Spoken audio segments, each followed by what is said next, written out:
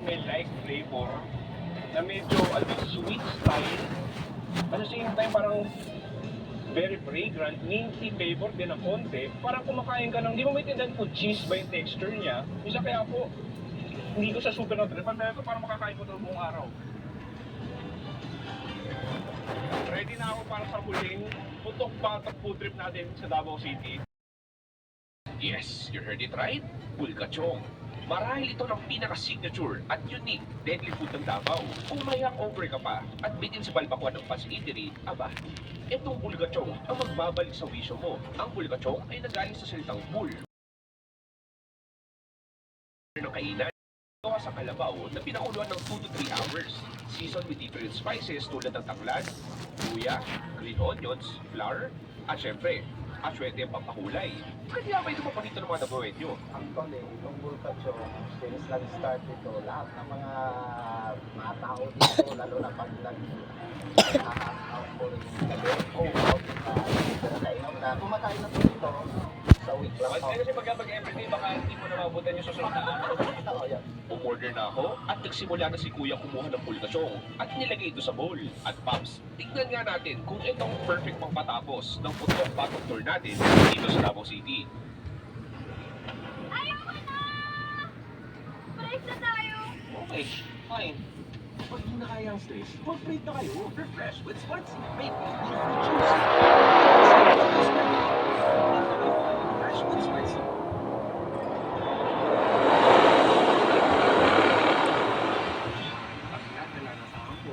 Peppery din siya. Ultra rich, ultra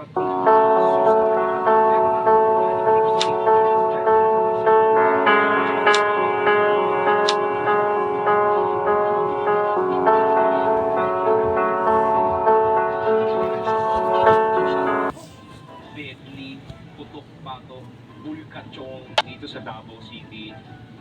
Cheers!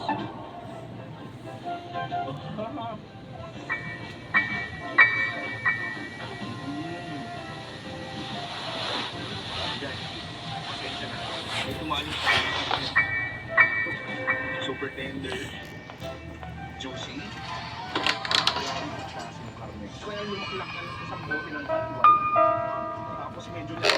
Pag ayaw mo mahuli ka ng nanay mo, dumaan ka mo sa bulkachong, panigurado maalis yung tama mo pare. Cross cut siya ng nilaga, sa balsa.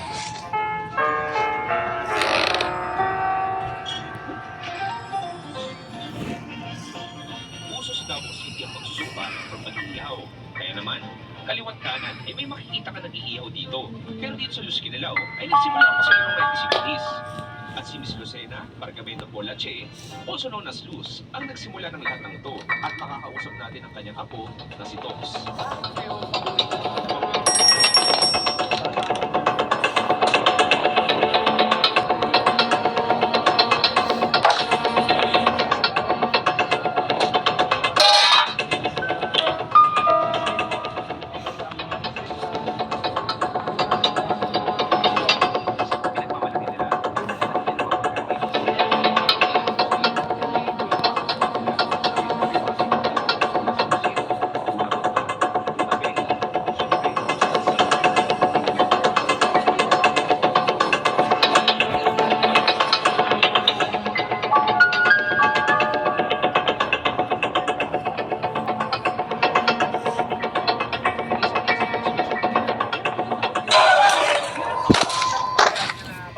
Medyo sikat dito ang clinic. Ang tawag dito is Bagay-Bay. Bagay-bay ba? Ano yun?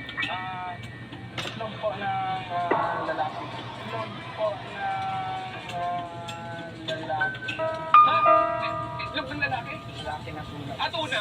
Okay, yun. Tuna. Ba't ako nakakatakot eh? Pag itlog na Pinawi mo, pare.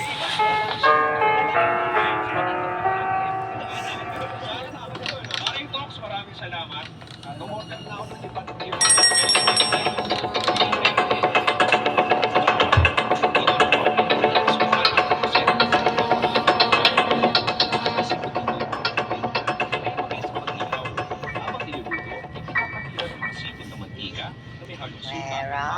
Tapos nang ihawin ang ating mga sumpa at umorder din ako ng tinolang tuna at syempre, ang famous kilawin tuna. Simulan natin sa kanila. Tinolang tuna. Lagyan tayo sa bawang muna. Straight to the point. Very fishy. Yun na talaga sabi ko. Basically, nasa tinita natin.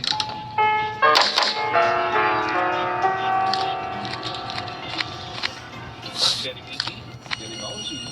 Kasi yung ganun sobrang yung pinakasabaw na tinola natin. Ito naman, kasi pinakita sa ating toyo supa na may sili.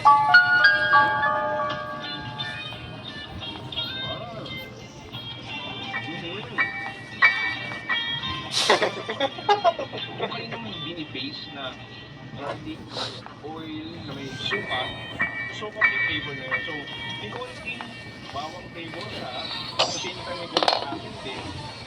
Pero maganda yun, very smoky. Alam mo naman yung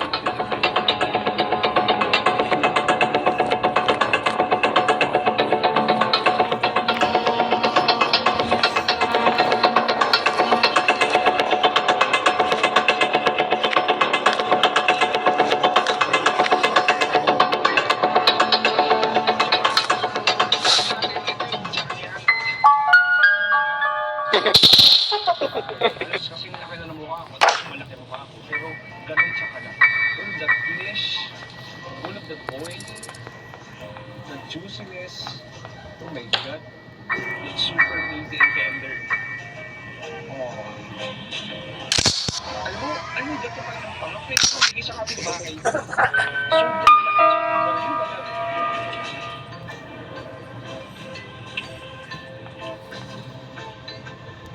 Ang sarap ng pagkakaba nila.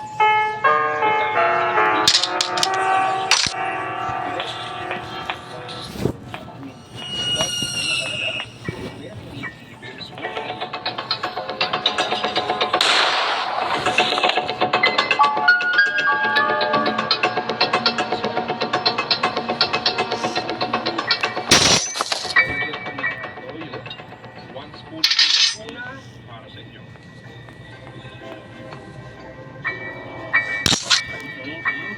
Bagay-bay, firm sa pork, itlog na lalaki, isda, sinusin. Susunod ko lang ang sauce. No, that, it's very unique, no? I mean, yung itsura niya, so, oh, very bouncy.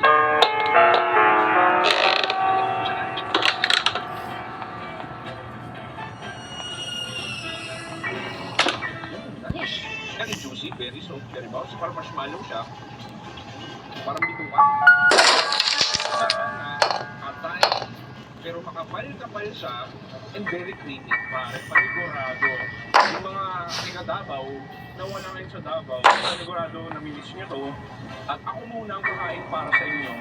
Ibang klase experience sa Los Quilaw. It's a good day mga paps. Dito tayo sa Roasan Park dito sa Davao City. Pare, gagawin natin 1,000 pesos per challenge. Medyo kakaibang street food. Paps, balita ko, wide variety ng iba't ibang pagkain dito. Mura, masarap, at kakaiba. Alam mo, hinihintay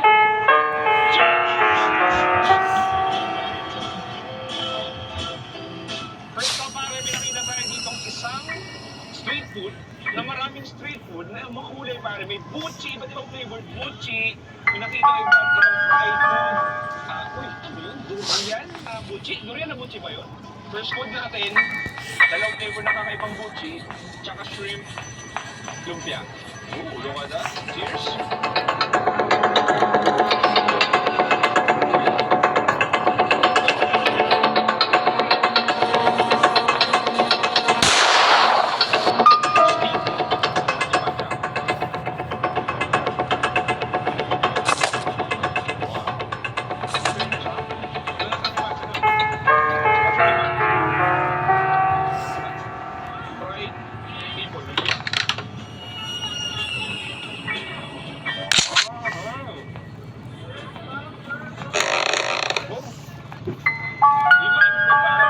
Sobrang meaty ng lupa natin. Una pa lang to, marami tayong pupuntahan pa rin sa Rush Night Market. Let's proceed to the next food trip.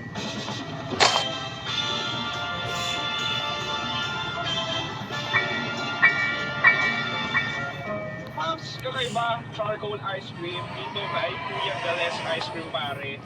Super unique. Tingnan natin, charcoal, first time.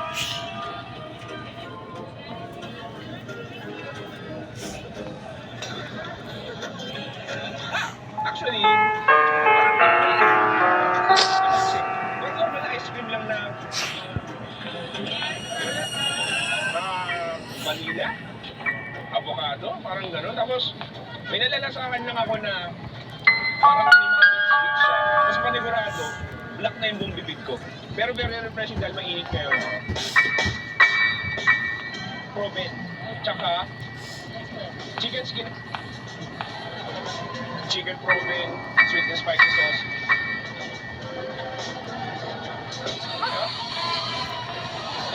Very crunchy, chewy. Sweet and spicy sauce natin. Yung box tayo, dami box dito. Tinatawag tong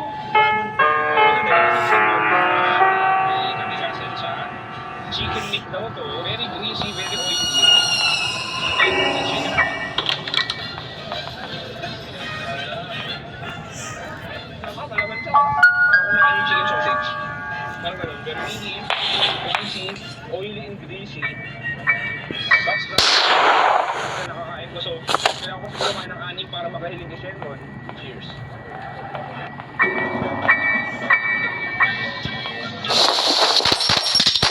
Kakaiba, pero kung yung nagbibenta lang dito, mga nakakap na prutas. Oh wow, sweet and spicy po. This is unlimited. Nice. Oh, look at that. One day as a housewife. And spicy. And the mango is really sour.